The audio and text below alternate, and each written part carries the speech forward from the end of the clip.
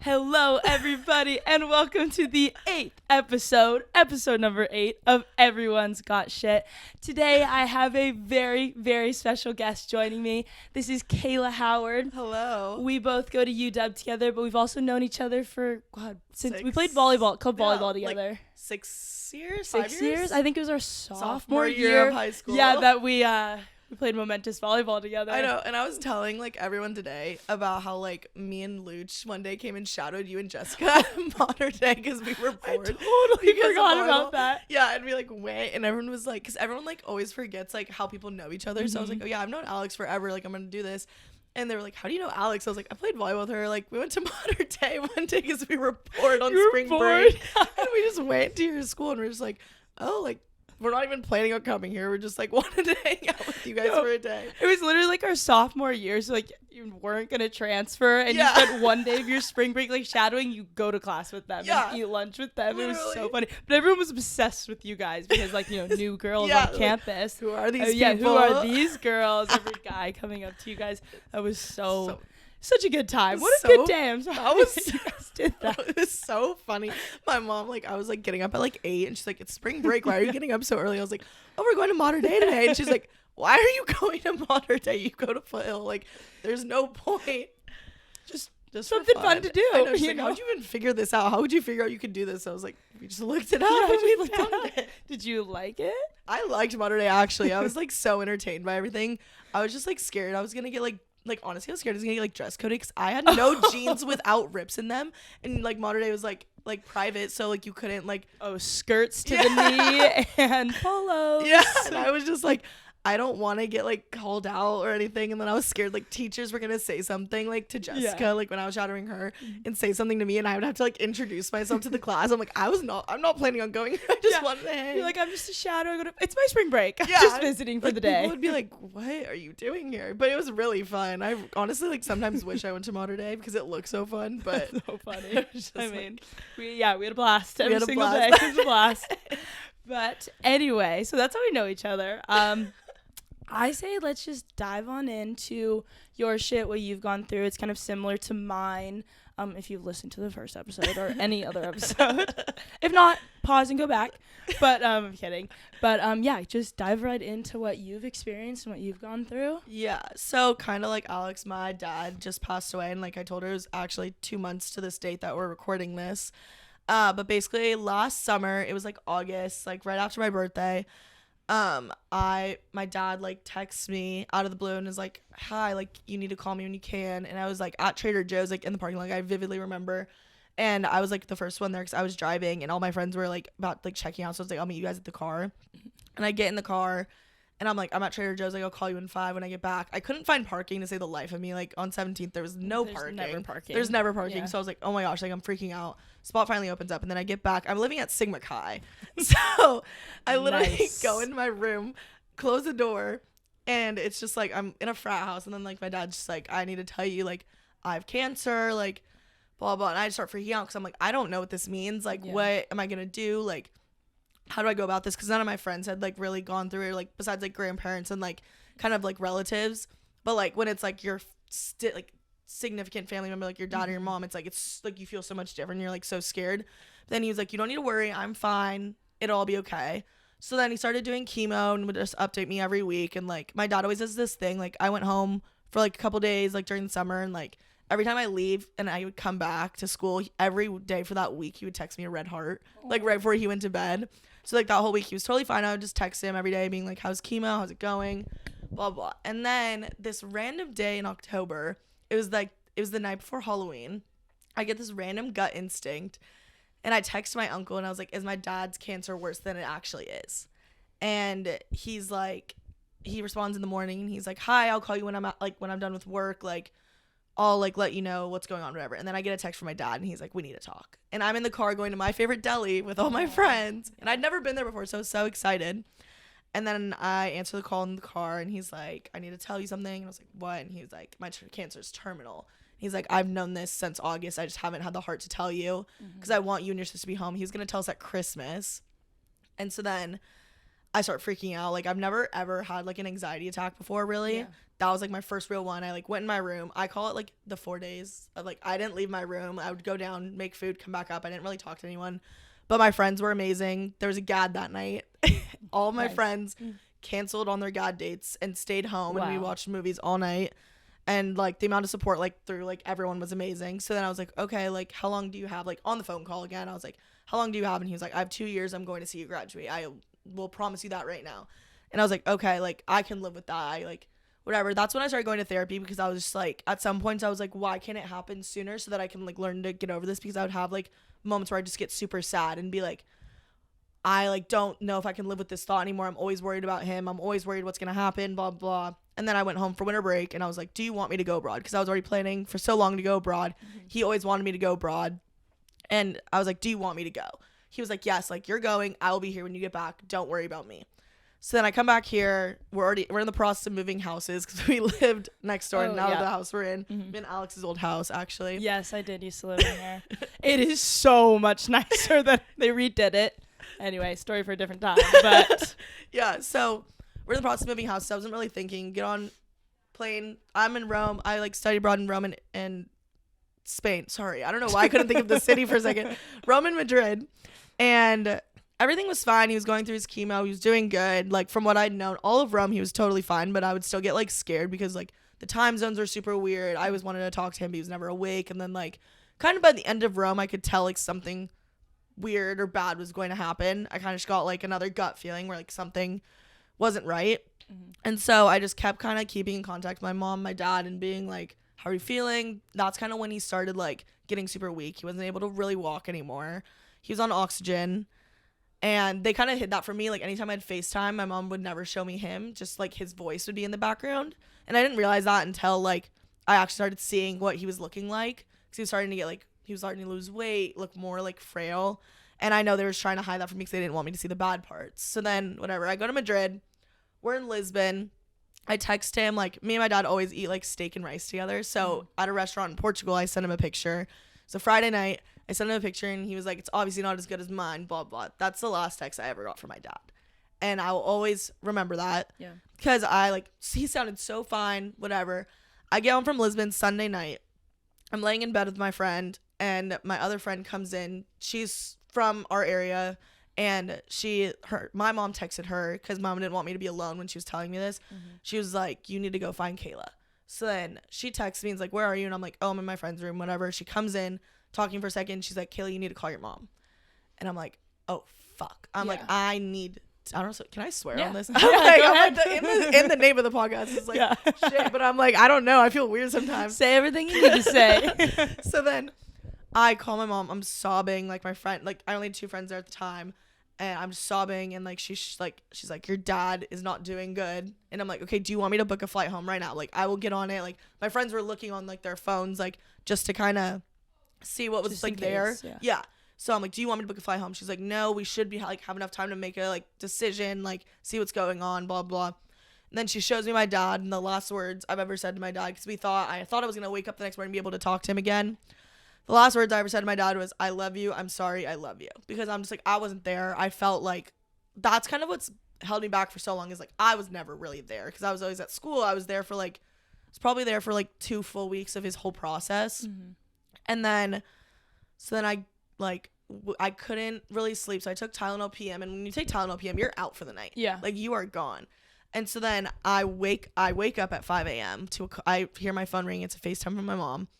And I'm just like, the weird thing is, like, I woke up. I was like, I knew something was going to happen. I feel like I just had a feeling about it. I was alone, because I, like, told everyone, I was like, no, it's fine. No one needs to be with me. Like, no one needs to sleep with me. It's fine. I wake up, and my mom's, like, crying, and she's like, your dad passed. And I just start sobbing. I'm, like, screaming and, like, whatever. And I text my friends, like, in our group chat, and I'm like, is anyone awake? And no one responds for a little bit. I'm calling my friends. Like, after my mom and I hang up, we're talking. All my best friends from preschools, their moms were there. They were there. They were like the first people to text me and like kind of see everything. My best friend Lexi's mom was there. And so it was just like, I was alone for like 5 minutes of it. And then I like start calling everyone who are in my dorm for study abroad. My friend answers, and she comes, like, luckily her ringer was on that night. And she's like, I never keep my ring around, but like one night I did. And then so she's there, and then all my friends are taking shifts basically like for the next couple hours until like more people are awake, just to, like, because I just could not stop crying. I was just like, what? Like, and it didn't feel real. Like, I don't know like if you had like the same feeling, but it was like I checked my phone so many times to see that my mom actually called me, because I thought I was having like a lucid dream because of the Tylenol PM. Like I fully thought I was like not in real life. And so I kept checking my phone, and then I was texting my mom being like, wake up, like, are you okay? Like, I want to talk to you, whatever, because it was like a very quick phone call to tell me, because it was 8 p.m. there, like 5 a.m. here, and she was like, I need to start making other phone calls and like figuring this out and like kind of starting to like go through the process of everything. And then so she's like, later that day, all my friends are coming over, and like everyone's there, and it's just like I would have my moments where I'm like dead silent, numb, can't talk, or like just sitting there. And like sometimes I like would start laughing, and I'm like, why am I laughing? I should be really sad right now. But then I like was like, I don't think I could cry at that moment because I was just so much. And then I start sobbing, and it's just like, it was just the weirdest day of my life, like the weirdest feeling. Like I've never felt like that ever in my entire life, and I don't think I ever will again. But that's basically my story. And then like it's been 2 months now, and like I have my days, and like the first like those 3 weeks was really hard. I didn't go out, didn't do anything really. Like my friends would try to get me out of the house. It like helped, but like also didn't. Like I just really wanted to lay in bed. Didn't drink or anything, even though we were like abroad. Yeah. And it was like, that's hard because it's like that's the whole culture, is like going out, like seeing all the clubs and like doing all of that. But it was just like I don't even know, like it just makes me like speechless, because I'm just like, I don't know how to like put that into one emotion of how you're feeling, because you never can. It's just so weird. There's not one emotion. And like I've said, like this is my 8th episode, and I'd say besides, I mean, my mom, it was like the same, because it was the same story, but like it's crazy how much like everything that you're saying, I'm like, yep, completely understand that, because like it's even though like and we'll get into this more, like with my dad, it was very sudden. Like I got a call, or not a call, my sister showed up, and it was done. I've always like wondered and compared, like, I not in the sense of like if my dad had gotten cancer or something like that, but more in the sense if my sister had walked in the room that day and said, Dad's been in a crash and he's really hurt and we need to get home now. Because even before my sister told me, like, I mean, like I obviously knew something horrible had happened. It was like in my head, I was like, I knew like it was done, he died, like versus she could have said like, he crashed, he's hurt, we need to go. But like I'm just like listening to you and like the months of anxiety that you had to experience. And I am like, I don't know if grateful is the right thing to say, but just like so grateful that I didn't have to just sit in a hospital room and wait. And then like I picture these things, like a doctor coming out and telling me like, you know, he didn't make it or this or that. And I just can't imagine like what it was like to go through those just like months on months of like anxiety. What's gonna happen? What will he make it till? And that's like like why I had the therapist, because I realized I was getting like such bad anxiety from it, because I was just like every single day was always in the back of my head, and like he still always is in the back of my head, and I always like still think about him. I like will like write in my journal, I'll talk to him, like whatever. But like those months, it was just like I like hate saying it now because it has happened, and I always wish he was still here. But it's like, it honestly is kind of like a little bit of a relief to know that he is at peace now, because I was always worried about him being in pain, suffering, and like going through like all that chemo and like the radiation and like all of that stuff. Like that was so much harder on him than like anyone could ever imagine or anyone could ever know until they go through it. And it's like, you never want anyone to go through that. So part of me is so relieved that it's happened, and he's like like he's happy now, he's in a better place, he's not suffering anymore. But then there's always that part of you that's like, I would give anything to have him sit in a room with me right now. And like, I don't know, like I stubbed my toe the other day and I got really like sad, and I was like my toenail like broke and it was like bleeding. I was like, these are one of the moments where I would call my dad and be like, do I put a Band-Aid on this, or do like what kind of things do I do to like make this better? Or like when I'm sick, he was the first person I'd call and be like, what medicine do I take? It's just like the little things you have to learn to live without is the hardest part now. And you become so hyper aware of like those situations where like your dad would be there. Like before, obviously it was a no-brainer, let me give my dad a call. And that's like, you know, I don't know where I was that day of like, I need help with accounting, no-brainer, let me like call my dad. And like you become so aware of those situations, like what if something happens to my car, what if like I need help with insurance, like what do I do now, you know? And it's just like so much responsibility falls on you, and like also the living spouse, especially like when it's your mom. And like we can get into that, like for your mom, I mean, you were telling me a little bit earlier, but like all of a sudden, just all of this responsibility. And I don't know what your mom like did in the house and everything or not, but like, was it, I feel like it was similar to my mom where it was like, I like had a husband who really handled it all. And then all of a sudden, like I have to open the mail and pay the bills and figure it out. Yeah. My mom and dad had like kind of a good balance of everything. But like my dad was like, obviously like he was like the doctor of the family. Like if I'm sick, I'm calling him. Like my mom now, when I call her, I'm like, I like don't feel good. She's like, take a nap. And I'm like, that's like not how my dad would respond. Yeah. And then like, I don't know, like cars and stuff like you were talking about. I'm like, oh, like, what do I do? Like, this light's on in my car. And I'd like, I call my mom and she's like, take it in. And I'm like, this could have been so easily, like, how, like, my dad, like, would just know. And just, like, the little things. And, like, my mom now is very just, like, she's still going through all the paperwork and, like, switching over everything. And, like I said, like, we had to switch over, like, my health insurance. So it's, like, going through that whole process, finding new doctors and, like, doing all that. It's like something my mom never expected. And like she kind of had like a little bit of like a plan before, because like her and my dad obviously talked about what's gonna happen. Like especially I honestly do think it was worse than they ever told me, because they never wanted me to worry, and they never wanted me to like, especially being abroad, they didn't want me to think I needed to come home. They wanted me to live my life and have like the experiences that I did, and I wouldn't trade them for the world. But then it was like, would I trade one day abroad to be one day with my dad again? Easily. 100%. But I'm like, I know they did that out of love. And like anything even here, like before he passed, I know like when I told you like they were hiding that it was terminal from me for so long, it was because they didn't want me to worry. So like everything was out of like the kindness of their hearts, but it was just like, I wish I knew, but I'm so glad I didn't. Yeah.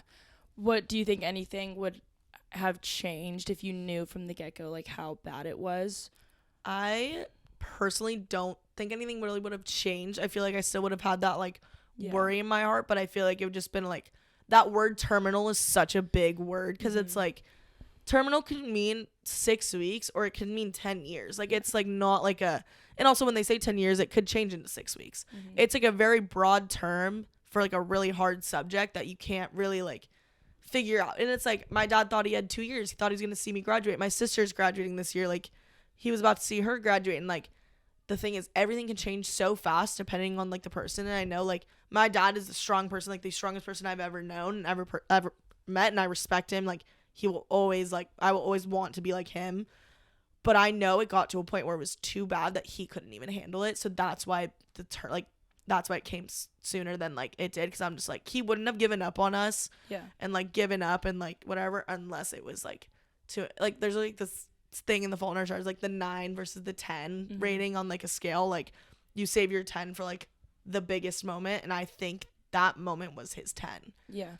And it's just like, and I hate like relating back to the Fault in Our Stars, but like it's very, very like prevalent in the situation. I think like, I don't know, it's just like I would do anything to see him again, but I'm so happy that like he's not suffering anymore. And like if you would have like asked me like a month ago if like I could do this and talk about this like so openly and like freely, I probably would be sobbing right now. But it's like, it's so good to talk to someone, especially you, about this, because like we know what it's like and what we're going through, and like you've gone through it for longer than I have. So it's like I do look to you for like some of the advice of it, because I'm just like, I don't know what I'm doing. And it's like everyone always asks me like, how are you feeling, or like, do you need anything? That question, it's like it depends. It depends on the day. And it's like when I'm really stressed out, I'm like, I'll just cry, and then like that will add on to it.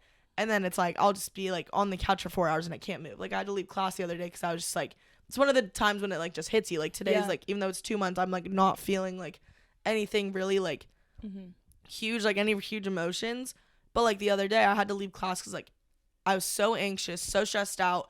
And then my dad. And then I'm like, it all just topples onto one. And I don't know if like that still relates to you now, but like, do you still get like those like feelings of like, just like those days where you're just like, I can't even like move? Yeah. And this was actually something I was talking about in therapy literally yesterday, because we, in one of my classes, they played a video. It was like my world politics class, and it was like Bangladesh, and this building had collapsed, and it showed like pretty horrible images of people on the ground, like under buildings. And one of my worst things that I really try and avoid, but like sometimes your mind just goes to like horrible places, is like thinking about the crash, what it could have looked like, what my dad might have looked like, And so when I see images like that, whether it's a movie, like if there's a plane crash in a movie, I won't watch it, or in a show, or just, but even if it's not a crash, like seeing images of people and then my mind being able to go to like what it may have looked like is really hard for me. So I was sitting in class yesterday too, and was just like, had my head down. I was looking everywhere. I was like, but I'm like in the middle of this huge lecture hall. I'm like, where do I go? What do I do? And I was telling my therapist about this, and I said, but then we had about 20 minutes after that video, we had discussion, and then I had about like a 10-minute walk back home. I just like didn't talk to anyone, put headphones in, listened to some music, and then I got home and I was okay. And she pointed out to me, she goes, that is an amazing development from where you once were, because there would be times like, even I remember like specifically in this house when my friend group, we were all living here, like girls would come up and be crying. In my mind, like once you've like gone through something like this, you go to fight or flight. Like your body is trained for like survival. Yeah. Which sounds so crazy, but like it's so true. And so I would go like, oh my God, someone's parents died. Something horrible has happened. Yeah. And then you come to find out like, no, they're stressed out because like whatever they're going through, which is totally like reasonable. But then your body's like going through this come down of like, okay, calm yourself down. It's not an emergency, but then that really affects your mood. And so like, I remember that happened. And then I was hanging out with like Elle and Ellie one day, and they like, were like, are you like, okay? You just kind of seem like upset or off and about. I was like, you guys, like, I'm just in a bad mood and I cannot snap out of it. And then like, I, told my therapist about that, learned about it anyway, but like, she's like, so you went from like, it would affect your whole day. And now, I see, like, I don't really keep track of how long it's been, but like about 1.5 years. And she's like, it took 10 minutes for you to kind of like figure that out. And then you could walk into your house and see your friends and be totally fine. So it definitely takes time. It takes like work and learning, I think, how you best cope with things. Yeah. And so like, I definitely still have those moments, but like I have learned how to kind of calm my mind down and get those thoughts out of my head. Yeah.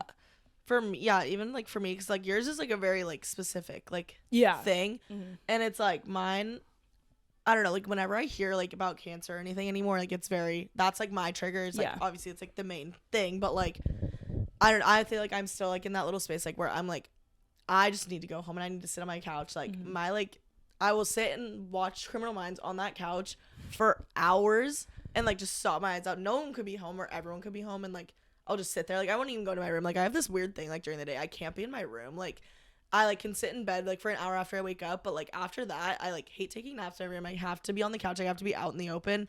But it's, like, those little words, like, I'm still learning how to deal with it. And, like, even hearing about, like, other people's parents, like, someone was talking the other day, like, when, like, my friend group, like, we were all here just talking. Like, someone was talking about, like, someone else's, like, parent dying. And I'm, like, I was just sitting there, and I was just, like, just, like, it's, like, I don't know, like those little things, I'm like, I know exactly like what you're going through, but I don't at the same time. Yeah. And like, that's like so weird that like these things can happen and like you could relate to someone so deeply on that, but it's like you'll never really understand another person about it. Yeah, that's what's crazy, is it's such an individual experience, even though like we can relate on probably a million like little things, just like the smallest things of someone talking about a parent dying, or someone even just talking about like their dads, or our dad's coming to this dinner with all of our moms. Like we have our mother-daughter like tea this week, and they're like, our dad's coming, and I just kind of like, not to the blame of anyone, like I seriously, it does not make me mad when people talk about their dads. Like obviously you're going to, it's a huge part of your life. I would too, but like you are super hyper aware of like, you hear that one word and you're like,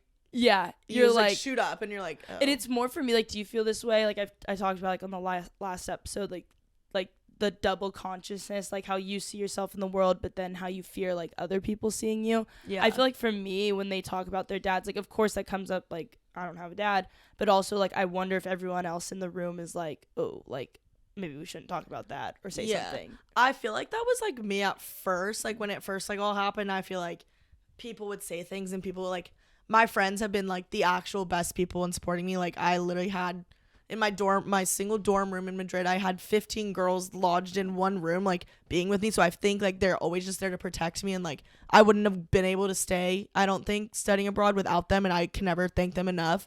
But I think it's more like they're just protecting me. So at first everyone was super hyper like aware of it, I think, and being like very cautious. And now it's like we'll be sitting in like the living room, and people will talk about it, and I'll just sit there and like I'll listen to it because I love hearing about like my friend's life. Like it's an important part of their lives. I love them so much that I love hearing about how much like love they have in their life and how much they love their parents and like especially their dads. Like it's like amazing. But at first I was like kind of the thing where I was like, I don't even know if I want to like be in the room because I'm just so scared of how I'm gonna react. And like sometimes people like make comments about like the parents and like I still kind of get like a little I think I get jealous if anything because I'm just like, oh, like people will be like, oh, I'm gonna go like to dinner with my dad or like I'm gonna go do this and like my dad's gonna help me with this and I'm just like, fine, like I'm jealous of you genuinely. Like that's my only thing, but I think I'm getting better at it because at first I was very, very hyper focused on it and like I still get that thing where people say dad and I like kind of shoot up, but like now I think just through like kind of everything and like time does heal all, and I hated when people said that at first because I'm just like, I want to be healed now. I don't want to feel like this ever again. I don't want to act like this anymore because I was also like kind of worried about like my friends. I was like, I don't want like people just think I'm like Debbie Downer all the time, but I'm like it is a hard like thing to deal with, and like my friends never ever thought that of me because they were like, we could never imagine what's going on, but like it's like it's just hard because it's just like you want to be able to contribute to the conversation, so all you have now is the past. So it's like all you can really say is like, oh yeah, like if someone's talking about like their dad making like dinner or whatever, I'm like, oh yeah, my dad used to make this all the time. It's like the word used to, or like it's like everything in the past tense, and like that's the hardest part. I think is like I notice it more than anyone else does now because like I think everyone's just like very like they're like very aware of my situation and they're very caring and like love me to death and like will do anything for me, but it's like I need to be okay with them talking now because it's like their lives are still going on. Like their parents' lives are still going on, and like they deserve to be as happy as I am, you know? Yeah. And that's one of the hardest parts, like I've talked about so much, is like your whole world has just crashed down or stopped or, you know, whatever, or in like almost has started over, but everyone else's worlds or lives like still go on around you because they have to, and you can't blame anyone for that. But like, and when you like talk about having to talk about them in the past and how quickly you adjust to that too, it's like the worst thing ever. Like I hate when I'm telling, like I love talking about my dad and telling people about him, but I hate how I have to talk about it. He was from like Northern California. He did love the San Francisco 49ers and stuff. Is so hard to do. And I like, and like you said, like I wish that I could contribute by like talking about him as if you were here now, but like you can't. And I think, and I've had friends like say to me before, like, oh, like you don't talk about your dad like too much and you know that you can. And I've just said like, it's like, how often are we really talking about our dads, you know, like college girls, not that often. And like especially like no one here knew him all that well, so there's not like many points of conversation, but also like I feel like everyone around you is a little bit more aware, like whether you are or aren't, or like how you're dealing with it. So I don't know, I just like relate to everything that you say with that, which is so crazy. But and like also speaking on your friend groups, like because we're in different sororities, and so like different, like kind of different friend groups, but like same here with like being able to come back to school and be welcomed with open arms and everything is so amazing. But so once you got back from abroad, you went home for about a week or so, and that was your first time home. Being home. What was it like? Like it like even like flying, because I was thinking about, you know, my flight, like flying from Seattle home, having an idea 2.5 hour flight. What you're about to walk into. Like, what was that whole experience like? So basically, we got home from abroad, and I had like 2 days here to like set up my whole room and everything, and like my friends were very like helpful with that. They were like, if whatever you don't finish, we're gonna do. My desk broke. That's how I broke my toenail, and that's when my first like thing was like happening. I was like, of course on the day I get back, like I'm gonna start thinking about this. But so I like left on a Monday. I got like that 2 hour flight was probably like, it was weird because it was like I thought I'd be like more emotional, but I think it's like the idea of you sitting next to someone random and just like crying, like they would be like, you're weird, like what's going on, like about? So it was like I was reading a book, and like I'm not a big reader, but I started like reading because I think I needed like an outlet to kind of like change my mind. So I'd like be reading my book, and like just all of a sudden I'd feel like tears running down my face, and it wasn't even because the book was making me emotional. It's because I think I didn't really realize what I was doing until I was about to get home. And so then I get home, my sister picks me up from the airport, and like basically like I thought I was gonna cry right when I like got in the car with her and like saw my dog and everything, but I didn't, surprisingly. And I don't know if that was just because I like overcompensated my emotions and like just thought so much more of what was actually gonna happen than what really did. So she picks me up, we go home, when I saw my mom, that's when I started getting sad. But then I always had this mentality where it's like, I'm not going to cry in front of my mom because I don't want my mom to cry. Because I know whenever she sees me and my sister cry, that's when she's going to start crying. And I'm like, she's probably so sad, right? Like, my sister explained this in a really good way. And she was like, we lost our dad, our like protector, our mentor, the first man who will ever love us. She lost her best friend, the father of her children, the love of her life, like so much more that we will never comprehend. So she obviously has more of a right to be emotional, and like kind of like my mom got like mad at us a couple times, like, but it was just like, it wasn't like being mad. It was just being like, I'm stressed out and I have to deal with all of this. And like, I didn't expect to deal with all of this right now kind of thing. So it was like those little moments. It was like kind of like as a family, we just had to like learn like each other's boundaries and like learn like what lines we can't cross, what we can't really talk about. And like mom's very open about it. Like she is very, very like, no, I hate to say this, she's very morbid. Like she's very like, that's her like coping mechanism. And like she'll talk about it as if it's like kind of nothing, but I know deep down inside it hurts her.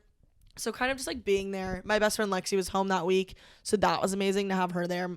Her mom was taking my mom out, kind of distracting her the whole week leading up to like the service.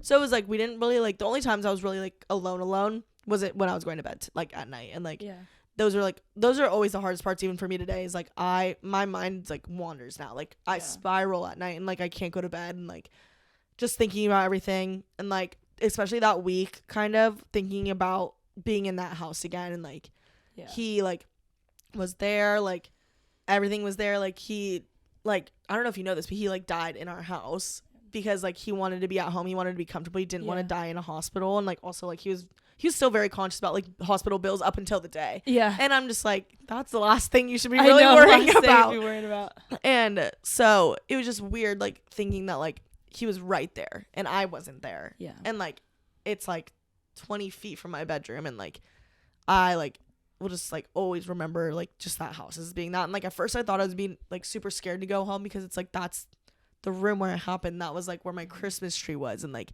now like that's what I'm gonna think of as that room. Like I don't know, it's weird. It was weird being home, and like that's why I like started like not being able to sleep, was because I just kept thinking. So my hands are really sweaty. But like I kind of got over that, and I was like, my dad obviously wanted to be here because he knew like it had an attachment to our family, and like he wanted to know that he was always going to be here. And so just like, I don't know, leading up to it, we did like a lot as a family. Like me and my mom and my sister went to like dinner together, and like that's super weird because I'm like, where's my dad?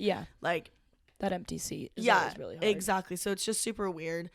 And then like leading up to the service, like the day of the service, that morning was like probably the most emotional I got, and like throughout that whole day, because it was like preparing to go, like finishing all the photo like boards and everything, and like going through all the old photos. And then I had like a mental breakdown because I couldn't find any pictures of my dad holding me, and like that isn't like a big deal now, but it was like in that moment, I see him with my sister, and then I get like just, I'm like, where are mine?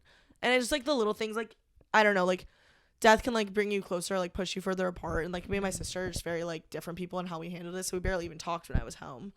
But so the service, like all of his friends, people coming up, like that's like, I think like seeing people like in person, like especially people who knew like your dad, my dad so well, like seeing them for the first time and them like giving you that hug because they're so sad and you're so sad, it's like that's when it got hard. And that's when my mom, like that's when I really saw her break down. She never really broke down in front of me besides that day, and I haven't really seen her since. Like she'll like shed a couple tears and like just get sad, but like I don't know, it's just like I'm like so much more like protective of my mom now after like seeing her through all of that like whole process. And even though she's still going through it and like going through all like the details of everything, and it's like it's such a long process, like I never realized it, and like you just want it to be better for that person so bad because like they have done so much with that person, like they want it to be over just as much, and it's like we think we're done and then they're not.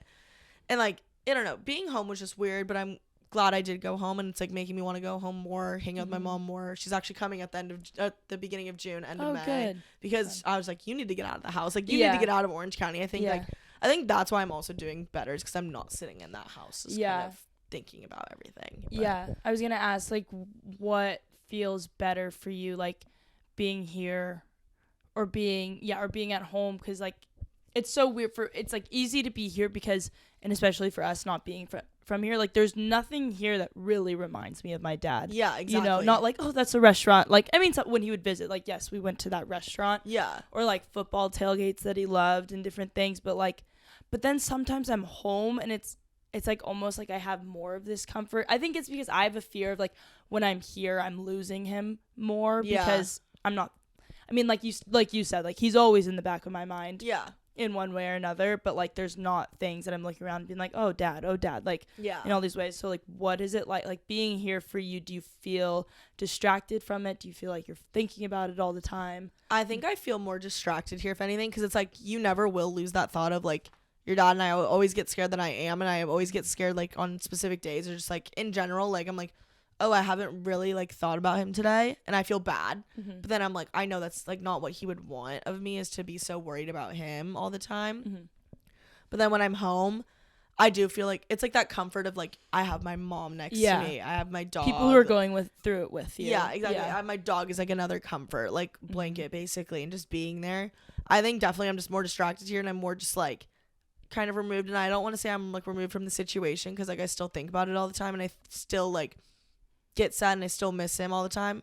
But here I'm like, I know I'm doing everything he would want me to do. Like I'm working on internship stuff, like how you do your junior year, like you do all that stuff. You're going to school, you're like hanging out with all of your friends, like you're meeting new people. Like I know that's exactly what he would want me to do to like prepare myself for the future. But then I do feel like guilty sometimes not being at home, because I know you took a lot longer at home than I did. And I like feel like bad that I'm not there with my mom, but then again I'm like, I know that's not what like he wanted me to do. But like, do you feel like more comfort being like at home, or like during that time specifically, like what led you to be there for like so long? I think like it was a lot because it was so much with the school. Like because of COVID, we moved out of the house, but I found out in the house about him. And I mean, also both of my grandparents I found out in that house. And like, and then COVID in that house was horrible because it was just so like restricted. So even leading up to finding out about both my grandma and my dad, like everyone was just low. We were all in a really bad morale state. Was really low everywhere. Yeah, morale was so low. Like it was starting to get dark again. And it like I remember being online, and like me and Lauren Conlon being like calling every apartment building we could, looking for like rentals, because we just like were like, I can't live here. And so I was already pretty low, and then I found out this news, and it's like, fuck, okay, like this is horrible. And then obviously went home then, and then came back in winter, and we lived here in this house, and I felt like I got to be removed from that house. And then all of a sudden it was like flip a 180 going into junior year, and it was like, all right, everyone's got to move into the house.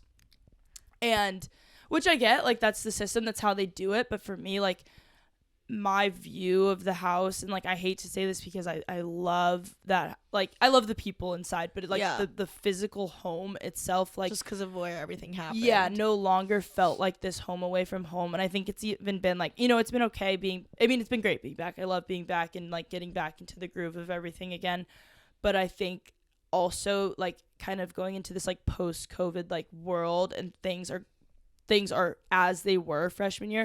That's really hard for me, because what's funny is what's harder for me is to think about like 2019, when like before COVID, I had my dad, I had my grandparents for the most part. I like things were great. And then so to see like everyone kind of reverting back to like what it was, the house reverting back to what it is like now, like is kind of like, I mean, it's great, but it's also really hard because like everyone's can kind of go back to this place that they were in. But for me, it's like, no, I can never go back there. And so like I just think, I mean, it was kind of like on a whim. I was like, I just need to go home, and I need to deal with this, and like face it head on. Face it. Like I'm like, I have so much fear around like losing my mom, and it's irrational because like you can't think that way. But no, I get that too. Yeah, so I think that's why. And then like, you know, now I'm back, and it's great to be back, but I am glad I took that time to like to just deal with it. Like I mean, you're never done dealing with it. And that's like I think the best thing I like ever heard. I think it's like honestly what you texted me, like, cause like when we were getting all those texts, you were like, you might be overwhelmed, and like it is overwhelming, but like it's also good to like see that people care about you. But I remember reading your text, and it was like you're like you can deal with this, and like you can do this, but you're never gonna be done dealing with it. And I think that's when I like accepted it, because I was like, okay, like I'm gonna go through this process and like grieve, do all of this stuff. Once I go home, I'll be totally fine. But it's like you're never gonna be fine. Like you're always gonna have like your bad day and like whatever. And I think that's what like people like dealing with grief and everything need to kind of like acknowledge, is that like you aren't ever going, like you're not gonna be the same person. Like you can have the same personality, but like your outlook on everything changes so much. Yeah, your mind completely changes. Oh yeah, the way I think now, every time I see my mom call me or text me, I always think it's something bad. That's exactly I get so how scared. I feel. Yeah, I'm like, oh my god, like I'm just terrified that something else has happened. Yeah, exactly. Yeah, and I'm just like, me and my mom have been talking a lot more since it all happened, because I'm like, I like would call her all the time, like at least like when we were here in Seattle specifically, I'd call her like 3-4 times a week. And then, like, abroad, whenever I could. Like, in Rome, I didn't call her as much. Madrid, I kind of thought something was going to happen. So I was, like, calling them more to, like, talk. Now it's, like, every time I'm in the car by myself, like, even my friends are there, I'm like, hi, Mom. Like, what's up? And I check my phone. Text my mom all the time. And it's always my mom popping up. And, like, everyone's like, who's texting you? I'm like, my mom. Because I'm just, like, it's just, like, it's, like, you kind of take on, like, a protective role. Mm-hmm. And it's, like, you want to make sure that everything's okay. You want to make sure she's okay. Like, everything's working out. And, like, it takes time. But, like, I don't know if you feel the same, but it's like you're always just so worried about that one person. Oh, yeah. Yeah, it's my mom, 100%. Yeah. I'm always worried about her. And it's also like that you go from, I think the biggest change, and I like, tell me if this is the same for you, is going from that, like, yeah, I know things can happen, but nothing's going to happen to me. Like, oh my gosh. And then you go from like, oh, this did happen to me. Why couldn't way more happen to me? Like this whole like vulnerability shield lifts, and you're just like, you just feel like, I feel like sometimes I'm having like a million guns pointed at me. Like, what could happen next? Like, yeah. You know, literally, I'm like, like the Luke comes on, when it rains, it pours. I always think of that now. But not like, in the good way. Not like in the bad way. Yeah. It's literally, it was like, so like, it was like, find that out. And then it was like, guy ended things with me. And then it's like, all on top of another. I was like, I remember saying like last August was the last time I felt like fully myself, and I'm never going to be that girl again. Yeah. Because I'm just like, everything, like once a month something bad happened, I was like, start not getting the internships I wanted. Yeah. Start like getting rejected or not hearing back from the people I wanted, or like not getting a class you wanted, or just like everything started going to shit. And then the final thing, like boom. And then like after that, more kept happening. I was like, literally, when it rains, it pours. Me and Allie, my friend Allie, were talking about this the other day because we were just like so sad, and we are just like, when it rains, it pours. Yeah. Like, I don't know. And it's like you never think anything can like look up, but then like life will get better. And like I don't think I realized that at the time.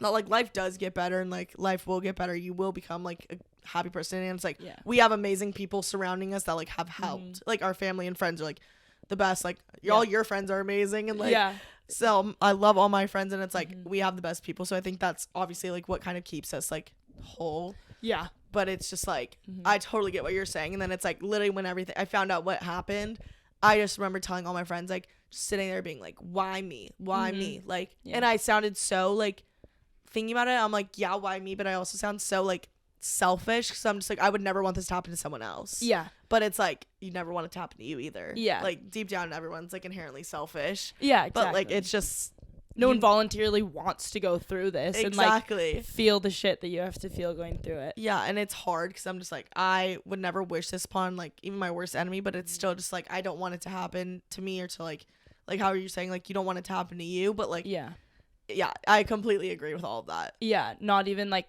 and I'll always talk about like with my friends, like I don't know, just being jealous of like their dad's calling them or them calling their dads, but I'm like, but it doesn't mean I'm mad at you, or like don't ever hold back talking about your dad with me, but like I'm gonna be aware of it. Like it's just like, this huge thing that's happened in my life. But like I always end like my worst enemy, I would never wish this upon them. Like never. It's just like a daily like sometimes days are hard to get through, or sometimes you have a good day and you're like, wow, I had like a really good day today. Yeah. Then what you were saying about like all these things going wrong is you become so aware of things going wrong too. Yes. Because it's like, why not more? Yeah, you're pile on more. You're like, at this point, like I'm at my lowest, I could take anything else. Like honestly, just pour it on right now, so then they could all get better. Yeah. But then it's like I never want it to ever get like low again. Like no, yeah. It's just so like I don't know. It's just like the weirdest like feeling. Like I've never like felt like depressed or sad, and like I literally was like, I've hit rock bottom. Like this is my rock bottom, and I was like, I don't know if I'll ever get out from this. But then it was like life was getting better. I was like, I'm gonna go home. I'm gonna see Lexi, like my best friend. I'm going to come back to Seattle. I'm gonna live with all my best friends again. It's springtime. It's like it also makes you appreciate the positives in life so much more, because it's like I never was like really like, we grew up in Southern California, like we always had like sunny, like happy weather, beautiful days. I never really started to appreciate it until like these moments where I'm like, it's sunny outside, and like my friend Diana is so big on like sunny weather. Like she's from Newport, like she's from CDM. Yeah. So she's very like weather oriented, and she's like, oh my gosh, it's sunny today. Not for like in October, I'd be like, why are you saying that? Like, I don't want to be outside right now. Like, I don't care about the weather. Now I'm like, oh my gosh, it's sunny, I'm going outside. Like, you appreciate little things so much more, and I think it's made me more grateful for like the little things I have, and like just like the little like instances in life, like even like some of the bad things. I'm like, okay, like that wasn't for me. I'm so thankful that happened, because now I can like go into something better. Yeah. And it's like you learn so much about yourself, you learn so much about other people, and like I don't know, if anything, like I love what you're doing with this podcast, because like you're helping people, and it's like that's like what I want to do. Like that's why I wanted to come on with you, because like I want to start helping people too, because it's like it is a hard thing to go through by yourself, and like it's like horrible not having anyone to really talk to. Like I had you, and I was just like, I honestly was thinking, I was like, how did Alex do this without having like someone her age to talk to? Because I'm like, we like can relate on that, because like we are like young 20 21 year olds, too young to lose a parent, and it's like, how do people deal with this? But it's like next, like I never want this to happen to someone else, but I'm like, when it does happen to someone else, like I want to help them, kind of thing about it. Yeah, and that's what, in having Julia Simo, she said something like that I just loved, talking about, I think it was like Andrew Garfield said something about it, like grief brings out like the most pure form of love. And I always think about it, like I feel like everyone's kind of like your whole life, I'm sure, like I do, like you put on a front, you want to be the smartest kid in the room, the hottest kid in the room, like, but like when someone's going through something and you see someone suffering, like it's just like all barriers down, like what can I do to help you? I don't care what our relationship with is with each other. I don't care like what you look like, how smart you are. It's like I just want to be there for you. And I think it just brings like in both of our communities are so amazing. The people just showing up in the doorstep with flowers and food, and like no one knows what to say, but like they're just there. And like if I could give like any advice to like if you're in a situation where like your friend or family member is suffering, like just be there. Yeah, it doesn't have to be a huge thing. No, like just be there. Yeah, it does not have to be over the top. Like how I broke my desk, I come back and my friends had built me a whole desk. Yeah, and like put it all together, and like I started sobbing, and like they got me like I have this white bodysuit from Aritzia, and everyone wore it abroad, like everyone. It's gray now, like fully gray. I put it like it's so bad, and so then I look and there's an Aritzia bag on my desk, and it has a new white bodysuit, and I'm just like the littlest. That's amazing. It was so I started sobbing, so I'm just like the littlest things that like they know would make me so happy, they did, and it was like that's why I always say like I could never have gone through without them, and it's like the support systems we have, and like it was just like they didn't even need to be there. It was like literally like just them, their presence in the room made everything so much easier for me. Yeah, and it's like you never can thank someone enough, but it's like when something happens or they're sad one day, I'm like I want to go over the top for that person. I feel like you can feel the same. Like it's like because of you, how much you helped me, I want to do like above and beyond for you. Yeah, kind of thing. And like I don't know, it's just like you can never express like your thanks enough. No, and it's such a weird, like I want to get it all out, but it's like I feel like there's always so much more to say. Yeah, there's so much more to say. And also like I feel like a big thing, and if you feel this way, like I feel like maybe in the beginning, like definitely not so much now, like maybe people would be talking about like what was going on in their life, and okay, yeah, comparatively it's not going to be as huge as losing your dad at like 19, 20, 21, but like I feel like people would apologize or like restrict themselves, and I'd be like, please talk about your issues. Yeah. Whether it's a guy at school or like whatever it is, like please talk about them, please let them out, because like everyone's got shit. Everyone's got shit. Plug there. But like everyone's dealing with something, and like same to that, like I want to be there to help you, and even though like you know it doesn't I don't know, I've always said like everyone's shit is relative. It's what's going on in your life. And it's like, like same, like I feel like, I mean, I've always been like empathetic and wanted to help people, but like now, especially like, now, if I can do anything to take away pain, and like I know you're this way too, like I will like do it. Yeah, I'll do anything. I'll go on a 2-hour drive and like figure something out and like just talk, like, or just be there listening to like music, like whatever helps anyone. And it's just like you like learn. Like, it's like no one will deal with, like, the same... And, like, the thing is, like, no one will go through the same exact grief. Like, you definitely grieve differently than I did. And, like... But you can always relate on that one specific topic. And, like, the, like, kind of commonalities between the two. It's, like... It's just... You'll never feel the same emotions, but it's, like, just knowing someone's there, even if they haven't even gone through it. It's just, like... Having a body is, like... Literally just the presence of someone else is so, like, amazing. And it's just, like... I don't know. It always just, like it's crazy to think about how like no one will go through something exactly the same as someone else, even though it's the same concept. Like I always, that's like what like keeps me up at night. Sometimes I'm just like, this is like insane, because I'm just like, grief should be like a whole like one feeling, kind of just like how like hurting your like spraining your toe or like spraining your ankle is like the same feeling, like you get like that shock in your ankle, whatever. But it's like grief, it's like some people are so angry and so sad, some people are like very numb and sad, or very like happy and sad. Like it's just like weird how people don't go through the same. Yeah, I think it's so interesting. Even like siblings, like I'd say, you know, youngest of 4, like all 4 of us do it differently. Like you know, my brothers don't talk about it much, or like however everyone deals with it. And it's so interesting because that, even though like that person, like our dad, like your dad and your sister, it was the same person to you, it was your dad. Like I would still say that my dad was someone different to me than to my sister, to my brothers, because you have a different relationship based on like your 2 personalities. Yeah, and like what you guys did together, like different like occurrences. Like you'll always just like, you'll relate on some things, but it's like my sister's like 2 years older, so I'm like, she has 2 more years like to build like the other like relationship, or like do the other little things like with him. And like they were very much similar people, and then like me and my mom were very much similar, so it's like we had 2 different relationships, but it's like the commonality of being able to bond over that like one instance. But like it's just weird to see like she was so angry with it, and like very like, I don't know, like she would snap so easily. Like that week I was home, and then I was just crying all the time. Like it was just so weird to see like how different it was for everyone. And what you said too about like grief is so hard, but I do think a lot of like beautiful things come from it if you're willing to let them, because people can get stuck. And I get it, like there's days I have this like in this hole of like darkness and just like everything's shit, everything's bad. But if you like let yourself out of that, and like you said, like it's not great now, but it was nice. It like I said like a second ago.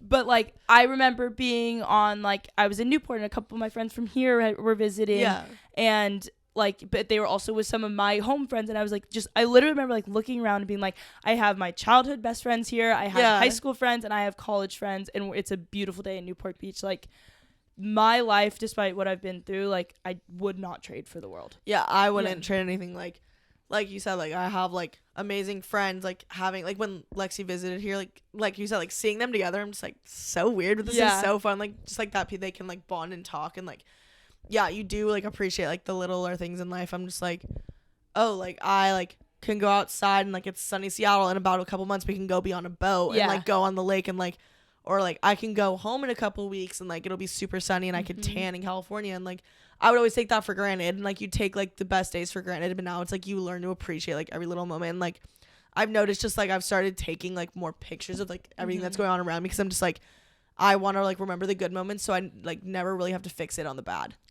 Because it's just like the more you fix it on the bad, like the worse like the rest of your week is gonna go, the rest of your day, like the rest of that hour is gonna go. It's like fixating on something is like never the best thing. And like I was always so much like that. Like I would always be like, so like, I wouldn't say I was like negative, but I would have my negative days, and now I'm just like, I don't want to be that person anymore. And it's like it's hard to transition and like kind of learn to not be like negative, but like it's a learning process. Everything is a learning process every day, because it's like you never know how you're gonna wake up that day, and like how you're gonna feel, but like it's all just like a process. And like I, like you said, I wouldn't trade it for the world, because I'm like, this is how my life was supposed to go. And like obviously like I'm like not really religious at all, but it's like God never gives you more than you can handle. So it's like, okay, like this was supposed to happen to me, this is like how my life is gonna go, and this is like gonna change me into a better person because of this. And like in the future, like I don't know, like thinking about like my wedding like always makes me sad. Like that's my trigger, I think, is like besides the word cancer, is like thinking about my wedding.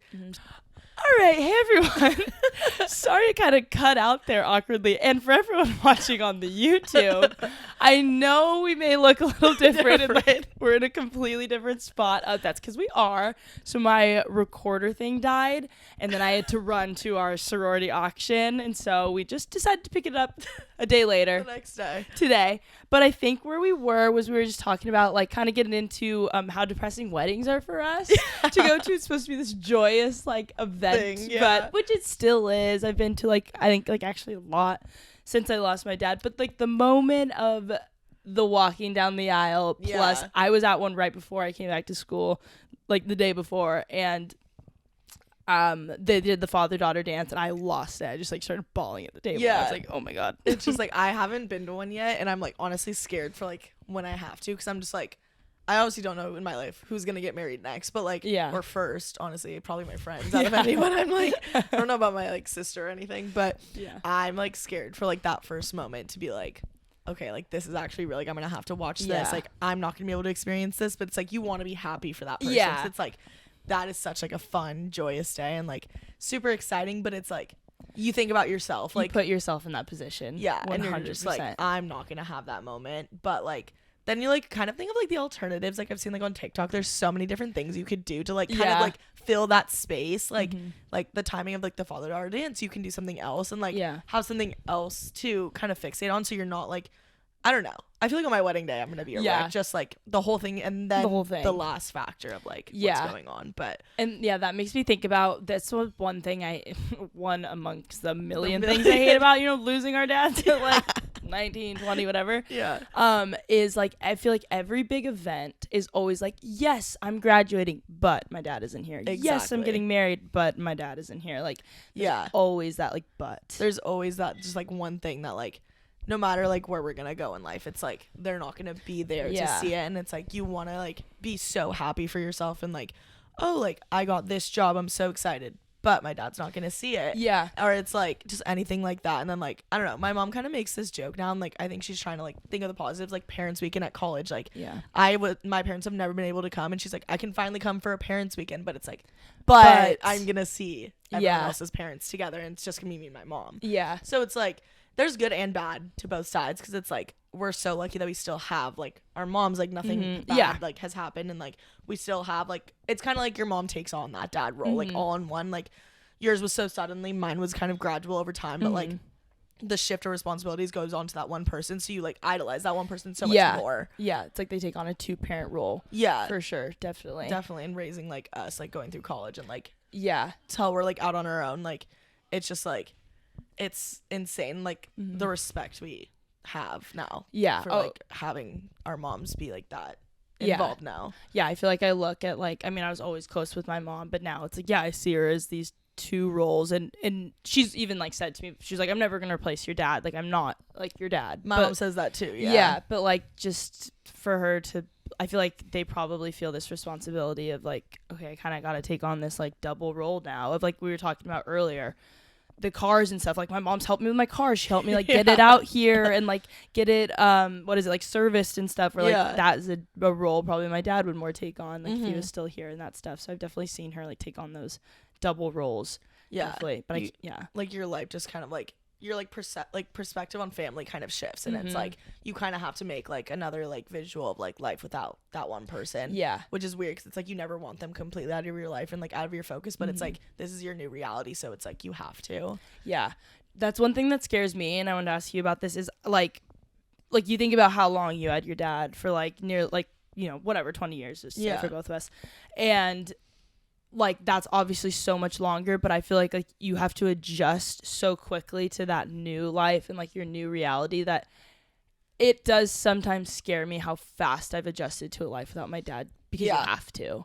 No, I definitely know where you're coming from, because it's like it all happened like while I was abroad, so like I didn't really, it kind of all didn't set in, because I wasn't doing like the family kind of stuff. Like my mom was like, time zones and everything were weird, and then like I wasn't really having to like rely on like having 2 parents. But when I got back to the United States, that's when like it all kind of set in, and then that's when I was like, okay, I need to adapt and like change. And it's scary how fast it happens, because it's like you don't like, you're kind of, it seems like you're like forgetting those past 20 years, and like you kind of have to change your reality. But it's like that's part of like, I feel like the healing process is like you kind of like the adaptation like so fast, it's like you'll never forget that person, but like for your own mental sake and for everyone's like sake involved, you have to kind of alter your life and alter how you're feeling to like make yourself feel better, because it's like you don't want to always just think like, oh, like no one's gonna do that because my dad's not here to do it.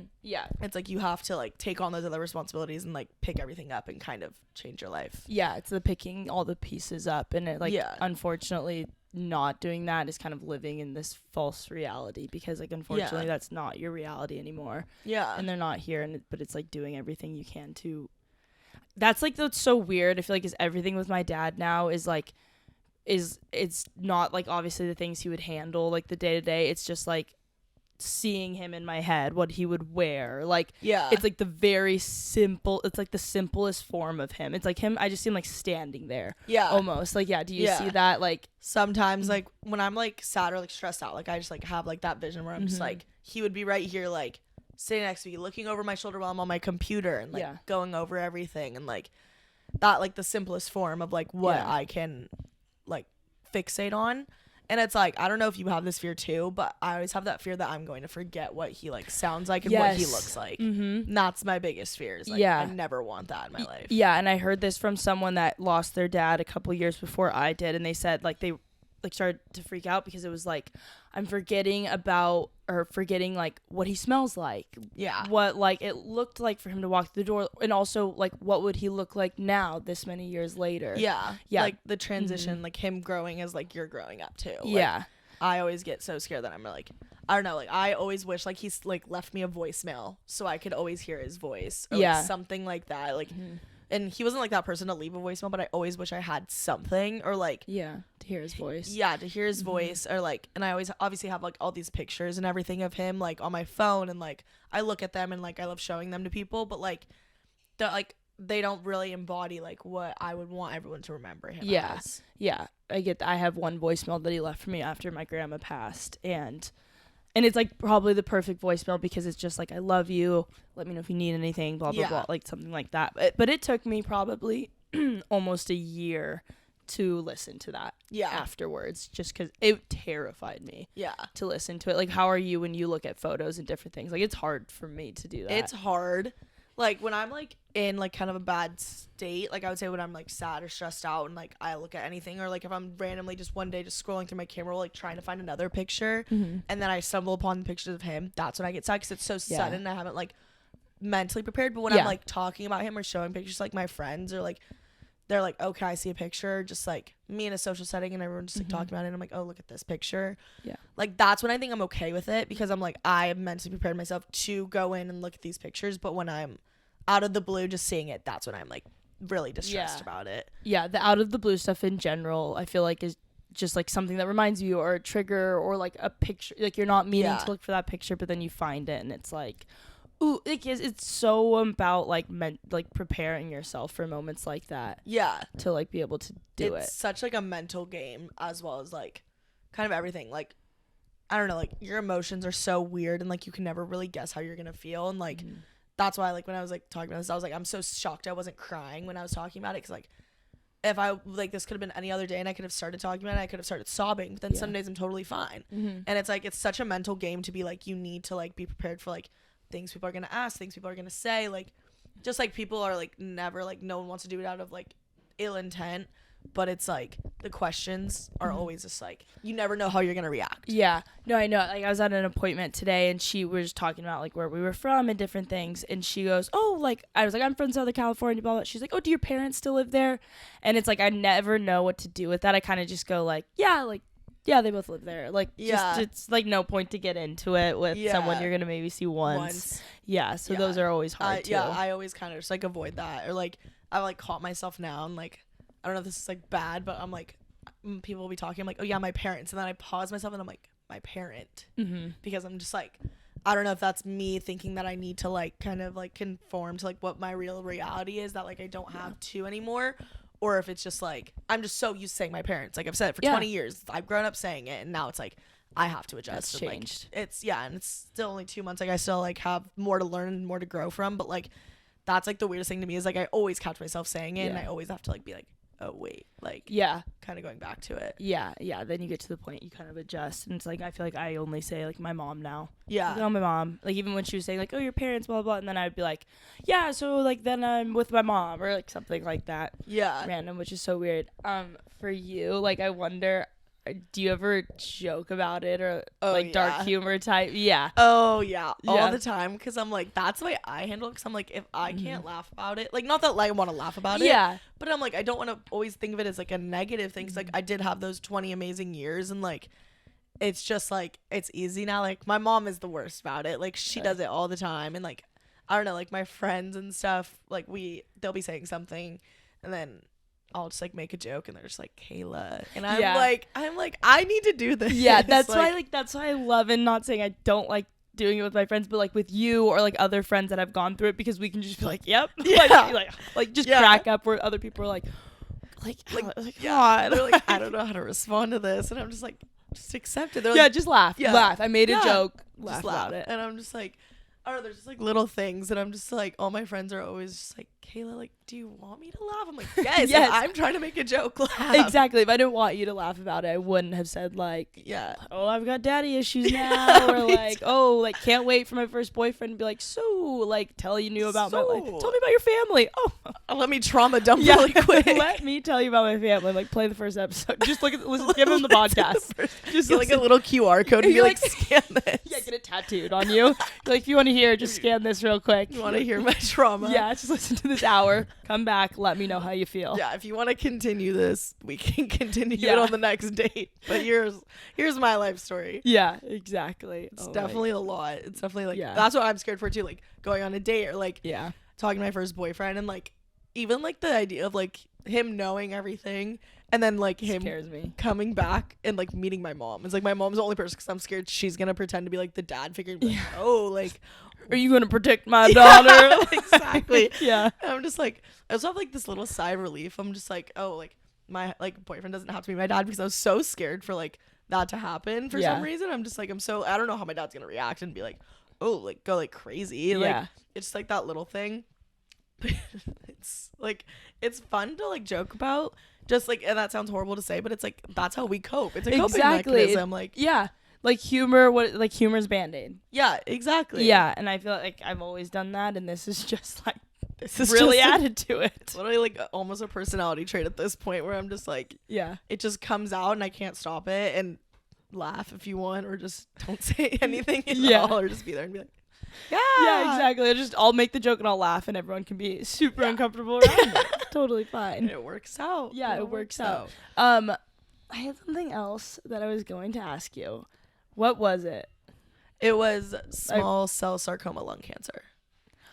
Oh, well, I didn't know that. Oh, what was what? I was trying to think what but I was like trying to ask you, because I was like, oh, I had this in my head, but I actually was wondering that. Wait, what is small cell sarcoma lung cancer? Okay. And it's like, I remember when I found out he had cancer, he wouldn't tell me what it was called, because he knew I would look it up. Even if he told me, he's like, don't look it up. Mm-hmm. He told me, like, he was like, I'm not even going to tell you, because I don't want you to. I had an idea. It was, like, something along the lines of, like, lung cancer and everything, because my dad did, like, he grew up, like, in Puerto Rico, so he, like, grew up, like, smoking, being around cigarettes, like, everything, like, back then, like, health wasn't really regulated as well as it is now. And so one day I was at the doctor's office, and then they go into my charts, and they see, like, my dad's, because my dad's health was, like, linked to my charts or whatever, too. Mm-hmm. So my doctor's like, oh, so like your dad has cancer. I'm like, okay, weird to bring that up right now, but yeah. I was like, yeah, and she was like, oh, do you know what it is? And I was like, no. And she's like, oh yeah, it's small cell sarcoma lung cancer. Don't look it up.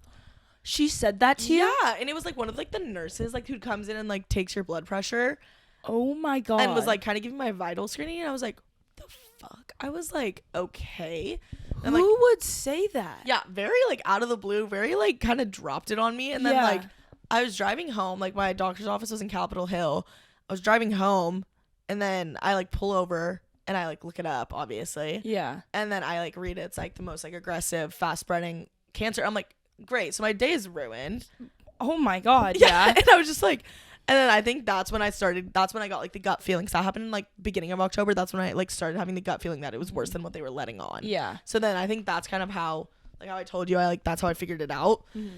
But yeah. It was kind of like fucked up. I was like, that is horrible. I was just like, why would you tell me this? Like, don't look it up. Yeah, it's gonna it's gonna make you be so sad. Yeah, like I don't even know what to say. I was just like, what? Like that was just so out of the blue, and I literally think I went in for a physical for my study abroad. Like, for them to like sign off on study abroad, and I was like, I don't think this is like this wasn't supposed to be like a serious time. Yeah, like, and also, what if you didn't know? What if like they hadn't told you yet, and you found out, and they just dropped a bomb on me? Yeah, and they just dropped this bomb. And I was just like, okay. So I was just sitting there the whole time, like getting my physical done. And I was just, what is like, what and is then this? she's like, your stress levels are really high. Yeah. You're like, oh. You're like, I wonder why. Why. You just told me not to look up the cancer that my dad has. Yeah, no, that's an insane part of the story. I always forget about that, and then like when I like think about it, I'm like, oh yeah, that did happen. Like, oh my God, that is horrible. I can't even imagine, like, because I'm the type, are you the type, like, if I don't look at it, it's not there? yes. Okay, yeah. Yes. So for me, like, I wouldn't have looked it up. Like, or there's been times, like when my mom broke her leg and it was really bad, I was like, I don't want to know how bad this could possibly be. Because if I don't look, it's not there. Yeah, and I think that's why my parents didn't tell me in the first place, or like tell me how severe everything was, because I don't like try to like kind of paint the perfect picture where it's not completely there, but I don't want to know the extent of where it is. Yeah. Because I'm just like, that will make me worry. That'll make me more stressed out than I am, more anxious than what I am. But I think just knowing that and like hearing that like so out of the blue, I wasn't really thinking when I was looking it up. Yeah. I just kind of went out there and was like, I look it up, I guess, because when someone tells you not to do something, you want to do it even more. You want to do it. Yeah. So I was just like, okay, if like my parents told me, I wouldn't have looked it up. Like if it was in like that setting, I would not have. I would just have been like, okay. When you looked it up, did you like call your mom or anything and be like, I know you didn't? I didn't tell my I didn't tell my new. Mm-hmm. And then I think I called my friend Summer, and I was like, we're gonna go to Trader Joe's or something. We were driving because I was like driving back, and I was like on 16th, and I like pull up in front, and she gets in the car. She's like, how's your physical? How's the doctor's office? Like blah blah. And I just look at her and I start sobbing, and I'm just like, I don't know what to do. Yeah. Like, I don't really remember the car ride, honestly, because I was just so like thrown off, like so out of whack. But yeah, that was insane. Holy crap. I am so sorry that happened. I didn't know that. That is horrible. See, like, I'm just laughing at it I hope is the nurse listening that did that? Fuck you. Yeah, literally, that is horrible that you did that. Please never do that to somebody. Don't do that to someone again. else. Like, do not ruin someone's day. Learn like from that. your mistakes. Yeah, exactly. Like, I wonder if she walked out and was like, maybe I shouldn't have said that. Yeah, I wonder if she had like anxiety about that. Yeah, maybe she still does. Maybe she still thinks about me. We should find her name and I'll tag her. Honestly, like, also nurse, whatever your name is. I probably could find her if I like went into like probably. If I like looked through like my Kaiser thing, I could probably find her. But that's yeah, it's the insane part. Like that's why I'm laughing. I'm just like, yeah, it's like some things are just so unreal. You just have to laugh. You're just like, yeah, you're that's just like, unbelievable. I cannot believe that. No, I've been at like dinners before, like I just with people that I didn't know that well, and they're like, so I heard that this happened to you, like what, like, and they would ask me questions about it, and I'd be in shock, like and they could tell like I was kind of uncomfortable, didn't want to talk about it, and they would keep going. They're like, oh, so your dad was a pilot? I'm like, no, he just had this. I just like stumbled over my words. Yeah, you just don't know how to react. Did not know what to say. Like that's the thing. It's like when you kind of mentally prepare, you're like so ready, and then like when it comes out of the blue, you're just like, oh, yeah, like you can't like process it. Yeah, and when people ask you like how, like, you won't be in a setting, like you're not like at a funeral or anything like that. You're just in a setting, probably going to like something fun, and like a parent comes up to you and asks like, how are you doing? Like, I feel like I'm just like, oh, fine, let's change the subject. Yeah, I feel like it depends kind of on the parent, but usually like any like adult, I'm just like, oh yeah, I'm fine, like I'm doing okay, like it's getting better, blah blah blah. Like I don't try to get into it. And like a lot of parents, like I feel like not like parents, but like people who are older in general, like try to kind of like make you feel it. They're like, it's okay to not be okay. Yeah, like blah blah. I'm like, no, I'm fine. Like just don't want to think about it right here. My go-to term is like, I just don't really want to talk about it here. Yeah, because I'm just like, this isn't the setting or something like that. And then it kind of like goes away for a little bit, but then like it always comes back around. Like someone else like comes in like an hour later, and you're just like, okay, like it like never ends. Oh, I've had the like I've said like I'm fine. They're like, of course you're not fine. Why would I ask? And I'm just like, well, why? Like we don't. It's not. If I wasn't fine, I wouldn't be here. That's what I always say. Like exactly. I mentally have decided like this is fine. I can be here, and so I'm there. Exactly. Like it goes into like I don't know. Like that's the thing. Like I was always scared. Like I would like go out or like go out somewhere and like I wouldn't be okay, and I'd be like, okay, how am I getting home, or like what am I doing when I get home, because I'm just sad. Like I don't know if like you've had like those times where you're just like out and you're like, I can't do it anymore, and it's like not even anything has to like set you off. It's just like you just don't want to do it. You just can't do it anymore. I've had it before going out, and I remember this so specifically. It was last year, and I was like, we had this plan, whatever, it's like fam night or something. Yeah. And then I like felt so low that whole day, and I was like, I don't know if I can do it. And who I was supposed to go out with, I was like telling her I don't know, and I was like, maybe if you come over and like I actually just talk about it. Yeah. And I did, and I like cried for like 45 minutes, and I was like, okay.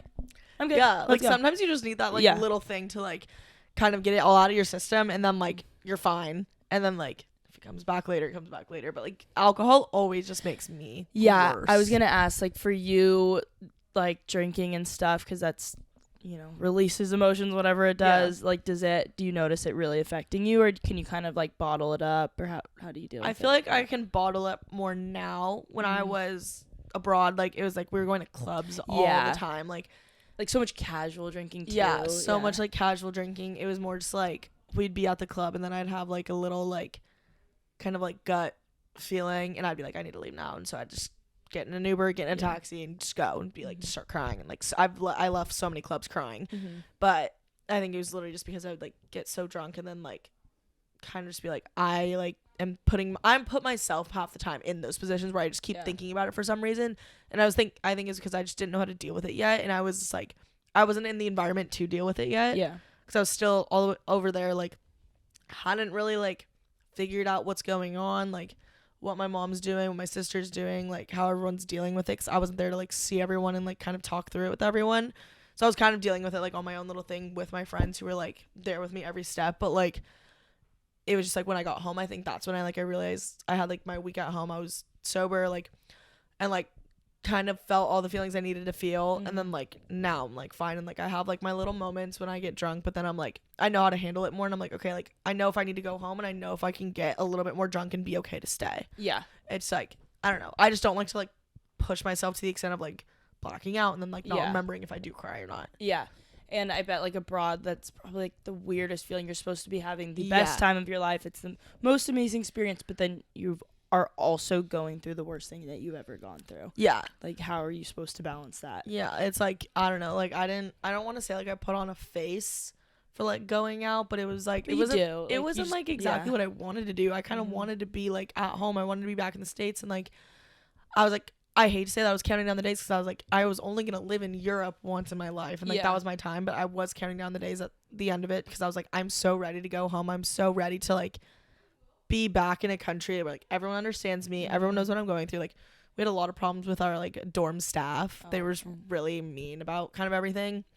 So it was I just want to go home where people actually understand and people have feelings, because their idea of handling emotions and handling death is so different than the United States. Really? Dealing with it. So it was such different worlds kind of coming together, and just being okay, yeah, they didn't know how to deal with me, I didn't know how to deal with them. So it's just I was so ready to come home, and then once I was that's when I really kind of dealt with it and handled it. Yeah, you're double outside of your comfort zone. Oh, yeah. Europe, and then also you're trying to figure out how to deal with this thing that no one knows how. You don't. It's not you you can't look this up on the internet. Yeah, you can't. You can, and it's well, then it's what are the 5 stages of grief or whatever? It's denial. Yeah, acceptance, anger. Yeah, all those ones. But then you just go through it your whole life. It's then I'll get angry again, and then I'll be sad, and then I'll be okay, yeah, accept, and then you just keep on going. Yeah, definitely. And I remember talked to my therapist about it. I was because I remember hearing about in my AP psych class in high school, those the cycle of grief, or the 5 stages of grief, and I was is that true? Am I gonna go through those things? And she was not you're not gonna go through each single stage a significant amount of times. It's not a complete circle. It's you'll be more sad. 1 year you'll be more sad, and the next year you'll be more angry. The next year you'll be in denial. Yeah. So it's she was it's not about following a cycle. It's about how you feel. Just let it out and talk about it. And I don't know if you do this, but I just got super anxious after it all happened, so I started journaling and writing things down, and talking in my journal, and writing letters to my dad. I don't know if you do that, but I feel it helps, if anything. Yeah, it definitely helps. I have a whole journal that's dedicated to him, and it's kind of dedicated to him, if I have dreams about him, kind of things I talked about in therapy. I've gotten bad at it. I haven't written it in so long. Yeah. And then I also got there's a 5-minute journal. It's just what am I thankful for today? All that quick little thing. I've been looking that up on Amazon. I really want. Yeah, you should get it. I was so good about it at home, and then I brought it here, and I haven't done it once since, but I definitely need to. It's hard, being in a bunk bed on a top bunk. It's hard to just have your journal just right there. Get what are those things called? They're bug buddies? The bug buddies. Yeah, they fall off all the time. Oh my god, they're awful. Having that little thing there, and then having your phone on it, somehow reaching your charger, and then your books, like your laptop, your laptop, yeah. like AirPods, everything, and then all of a sudden in the middle of the night you just hear it crashing down. Yeah, great. Like, yeah, I know, but I feel like I should invest because I just shove everything like in the little side pocket. Yeah, and I just hope it stays. Sometimes it falls. Elle's right below me, and she's like, "How's your retainer fell again?" Like the case. Like, sorry, we can't all have a bottom bunk. You know what? Like I'm just trying to figure it out. Yeah.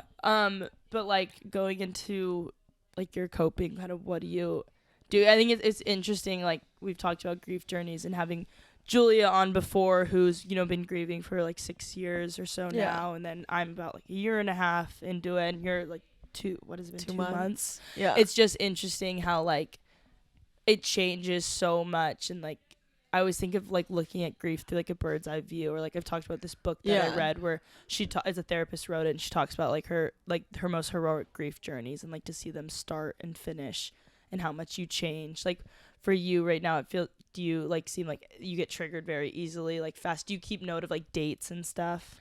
I still keep note of dates. Like when we were filming yesterday, I was like, I remember like right before we were about to go, and it was like it's like exactly 2 months, and I feel like I am going to be fixated on that like more, but maybe like not every month, but like the big 6 months, 1 year, like probably going forward, I'll always remember like February 27th is like, that is a significant date. Like I'll always remember that specific date. I'll always remember the day I found out it was terminal, which is October 30th, 31st. See, I like forgot about that one now. So it's like, it's one of those dates. Like, I don't know. I keep track, but I feel like I can see myself, like I will not remember like the first month we were back, like the first month of him being gone was the first day I was like first full day I was back in the United States, so like I didn't even process that one, but I feel like now that I'm like kind of in a routine, like I will remember it now more, but it's not like I'm gonna I don't want to fixate on it really anymore, because I'm just like, no matter how many dates I like keep, I'm like, it's never gonna bring him back. And it's like it's every day. It's not just like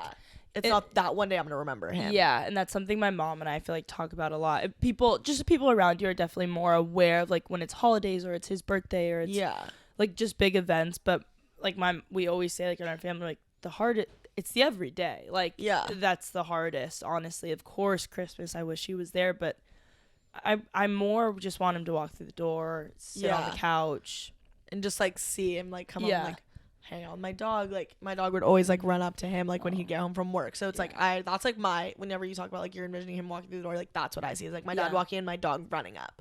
And it's like like I'm scared for like big holidays like Christmas. Like that's I think what I don't know how I'm gonna react for. I think those are gonna be like the first year, I think the first Christmas without him, like my first birthday without him, like those are gonna be the weirdest things. And I feel like those are like gonna be like the main dates I like remember. Those are always hard because they change, and I think they're so hard because like for me, I'm sure you are, like I love tradition and I love what we would always do, and then like when it happened, my dad died in October, so it was everything really fast. It was my mom and dad's anniversary, my mom's birthday, like every holiday, my birthday. And also, since my grandma had died, like that changed our whole Christmas Eve, and so like everything changed, and that's really hard for me. Is like adjusting to change, and I think it's hard. I don't know. I went through them so numb the first ones. It was so soon. It was so soon. Like you had literally like the full like Christmas season, like Thanksgiving, like all of that, like right after like it happened, so it's like you don't have time to like really think about it. It was all right there. I mean, as much as I hated like the change of just even like where we did all our holidays, I think it is beneficial to like change them, because if I were at my grandma's for Christmas Eve, it's like too many people are missing. This is what we always did, this is where he always sat, and so I think changing things up, as hard as it can be, is like the best thing probably the best thing, because it's like everything kind of has to change, which is crazy. But like, how do you feel like you've changed with this? I feel like I don't like this is like hard, because like I don't want to say like I've changed as a person, like like that like like that cringy like, oh, I'm different, I'm like, different no, not like that. Like I feel like I definitely like kind of what we were talking about like earlier like in the podcast, like I've just changed my perspective on a lot of things, and like a lot about like life. I'm just like, I don't know, I kind of, when things like don't happen, or like I feel like as of right now, like when I wasn't getting like internships and stuff, and like I would take those a lot more to heart, because I'm like, so everything's just piling up against me. Like I took that so much more seriously, but I feel like in the future I'll be like, so many bad things can happen, but then like everything will start to look up. Like it's starting to look up now. I just feel like my perspective has changed. I don't think I've changed as a person. My personality, I feel like, is a little bit different. I do think I'm a little bit more sensitive, I would say, as of right now. Like, and that could change. It's so fresh, too, right now. So I think I'm just a little more sensitive in my personality, and, like, kind of like what you're saying, like, my little triggers, like, I just hear, like, dad and my, like, head pops up. Yeah. Or, like, I hear, like, parents, my head pops up. Yeah. It's, like, I feel like that will soon go away, and I'll be, like, everything's kind of more normal. Yeah. But I definitely think just, like, my perspective is the biggest thing that's changed, because I don't want to be in such a negative mindset anymore. Like, I want to think more optimistically and not be pessimistic about life. Yeah, absolutely. And it's like not even the like I think I was afraid of like a personality change. Yeah. And I don't think like mine really has changed much. Again, like I get like the more sensitive part. I think it's just an adjustment. Like you have to adjust like a new kind of like not a new you, but like a little bit. Like you gotta get definitely. You have to mature a little bit faster and and kind of learn how to navigate life and like all these events we're gonna go through without a dad. And I think that like I don't know, I think it's not so much like you like I remember my biggest fear is like, oh, how am I gonna be happy again, like how am I supposed to be happy again? But you find a way because there's so much joy in life. And I think like we were kind of talking about this, one of like the most beautiful things is like I feel like for us is since we've seen how bad it can get when you have those good moments, or even just like doing this with you, or like the nights that like, you know, 10 of us live in a basement right now. My friend, you're like, we just sit there and we play like a stupid game. I'm like, this is like, I am so lucky to have this. Yeah. Like right just now. Like the little like moments you take so much like bigger. Like when we're all like sitting and watching a movie, it's like, I remember this like when like we're playing photo roulette or something the other day. Like, those are, like, the things I'm, like, gonna remember. Like, everything. Like, your life can be so bad, but it really can't get that bad. Yeah. Like, I feel like you have more capacity to, like, absorb. Like, I feel like I'm really will, like, absorb moments, which I think is a really cool thing. And not everyone can kind of understand how to do that. Yeah, and I definitely, like, I don't know. Like, I kind of think now, I'm, like, nothing can really hurt me ever, like, as much as this has hurt me. Yeah. And I'm, like, okay, like, I know I can withstand so much more now. And so I'm not scared of kind of like what's gonna happen in the future, because I'm like, I will never have a bigger heartbreak than this. Like that will forever be my biggest heartbreak. Like no boy can break my heart like that. Like let me tell you, I'll be like, you don't know what I was going through. Exactly. But it's like you always go through, and it's like there's still like we're gonna be developing like for so much longer and like learning everything, and especially like when the bigger moments come up in our life, like our wedding, our kids, like everything, like, but I feel like over like the next couple of years it's gonna get easier, and that's what I like am kind of scared of. I think is like how easy life is gonna be, like not knowing he's there anymore. I totally get that. That's something I talk about a lot, is like how afraid I get of how much I've adjusted to like this new life. And like I've said, he is in the back of my mind like probably all the time, but he used to be kind of more the forefront of my mind, and I would dream about him every night, and now like I see that stuff going away, and it's scary. It's like I don't what's it gonna be like when I'm 50 you know, or 40, or and we're just gonna have to like tell these memories to our kids, and like they're gonna be like, they won't have like the capacity to understand yet, but it's like this person was here and this person was such an influential part of my life. Like I want him to, like, I want you guys to know about him, but it's like it's just gonna all be a distant memory, which is like that's like another like obstacle that like I always feel like I have to overcome, is like that idea of just having to tell people about him and not being able for him to be here and like kind of show for himself. And that's like hard. But do you have anything like you like wear for him, or like I don't know, stuff you have around, or little mementos? I have this like folder on my phone of all of his photos and everything. I have like 3 of his shirts that I wear to bed. Like, because me and my sister went through his closet. Mom was like, okay, you guys can each take 3 shirts, like one at a time. Everyone gets to pick. So then I took like 3 of his shirts, and like I like basically sleep with them every night. Like it's either one of those shirts or like literally a frat shirt that I just find in my drawer from super tired, and I like don't want to like look. But so I always have one of those clean, like ready, like especially when I'm really sad, like I like make sure I have one that's clean so I can wear it and like wear it to bed and like know that he was there, and, like is wearing it. And it's like I used to have like this thing, like this kind of like idea. I was like, I'm never washing these ever again. And I'm like, okay, that's kind of gross, Kayla. Like you have to, if you're gonna wear them every night, especially when you're sleeping, like you should probably wash them. But it's like you don't want to wash like that smell away, of, like what he smelled like. But my mom still has a bunch at home that like I can like take at any time. But those are like my little mementos. Like, do you have anything like? Yeah, this ring was his. was his wedding ring, not like the one he wore, but he had like a different size one.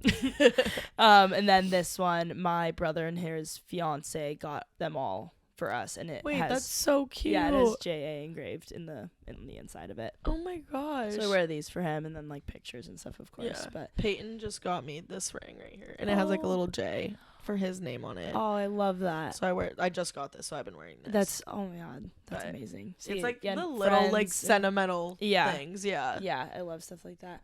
Well, I always like to ask if you'd give like advice if someone else you knew went through this. But like more like your situation, because I get like they're the same but they're different with us. Like how I don't know how to cope or I would just say like, I mean, every situation is gonna be different, but I would say like, I'm trying to think of like things that like I've heard, like things like I don't know, like there was like things in your text that I've always taken to heart, like when you texted me about everything, but like it's like honestly it's a roller coaster. You'll never fully like be able to get off of. It's like you're always gonna feel it, you're always gonna have that little part of you that's gonna miss him, but it's okay to miss him. It's not weird to talk to them at night. I always thought it was the so car weird. The car all the time. I've screamed, I've had casual conversations, I've cried. People probably think I'm crazy when I drive by, and I think it's like it's okay to not be okay, and like that sounds like a really cliche, but like especially going through something like this, it's like it's totally fine to give yourself time to not be okay. Like no one will understand what you're going through, because no one's gonna go through it at the exact same time. No one's gonna go through the exact same way. And I think like you can't look it up. You can't look up. I tried. Yeah, I tried. I'm like, how to be successful after losing a parent. Yeah, I know. I'm like, how to deal with grief. Yeah, I look up on like TikTok, and I'm like, how to deal with losing a parent. And I'm like, I look it up. Like, there's no one can tell you what to do, and no one can tell you what path to go down. It's like it's literally all you. And it's like, I kind of just like now I'm just like, I want to do everything in my power that like I know I'm making him proud. Like I want to like put all my effort into like getting a job after college and like doing good in my classes and like just like doing little things every single day, like getting like a random job just to make money and like kind of like not rely on my mom so much for like my allowance every week. Like and like dealing with that. Like there's no right way you can go, and it's like everyone will deal with it differently. It's hard, but it's like it was never given to you that you couldn't handle. Yeah, like exactly. You're stronger than you think. Yeah, a lot stronger than you think. Yeah, it's weird. I like always so weak. I'd always cry all the time about like the littlest things, and now I'm like, okay, like I think once you just put it in a position where like you have no choice, it's I mean you kind of you realize it's fight or flight. Yeah, it's literally fight or flight. Like you just do whatever you can to make you happy. Prioritize yourself for a little bit. Yeah, know your boundaries. Yeah, kind of like rely on your friends, because they're like literally the only people that you will have for like comfort as of the time. Like they will let you cry for however long you want, scream for however long you want, like not talk for however long you want, and they'll just sit next to you. And like I feel like just the company is always surround yourself with people that care about you. Yeah, definitely. Yeah, like definitely. That's really all I can have. That's kind of like word vomit, just like everything that came to my head. Sure, someone will take it to heart. I completely relate to all that stuff. Yeah. Well, anything else you want to add? You want to say? Thank you for having me on the podcast. You are so welcome. Thank you for doing it. This is really fun. Yeah, listen, trust me. Like, I wish everyone. Well, I guess I always say that I wish everyone could hear, but like, this is literally what it sounds like when it plays, so everyone can. But like, you hear yourself doing it in this little thing. Yeah, in like, little headphones. I've noticed when like gets farther away, I can hear it like out loud, and then like when it gets closer, it's like right. Yeah, it's right through the headphones. I know it's kind of trippy. This is so fun. I know. Well, thank you so much. This was so fun, and like because of our situations, feel like I've like have a weight lifted. Yeah, as well. This is literally free therapy. Yeah, like this has helped me so much. If anyone needs it, let me know. Reach out to Alex to go on the podcast. Yeah, please. Everyone's got shit, and like I know everything I've done is pretty heavy, but like I want more people who have like I don't know. Mundane. I mean, not mundane stuff. Like I said, it's all relative. Like, yeah, but literally anything. Everyone's gone through something that like has changed them.